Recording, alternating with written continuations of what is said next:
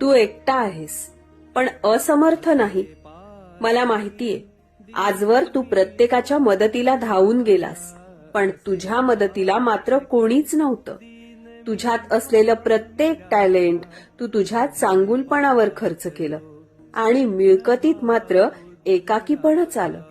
पण एक गोष्ट नेहमी लक्षात ठेव, ज्याची पुण्यकर्माची घागर भरलेली असते ना, त्याच्या नशिबाची शिडी सुद्धा चढायला तितकीच सोपी असते.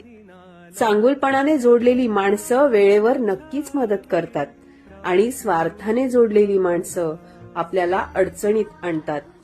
शेवटी सृष्टीचा नियम आहे, जे पेराल तेच उगवेल. तेव्हा काय पेरायचं हेही तुमच्याच हातात आहे. श्री स्वामी समर्थ.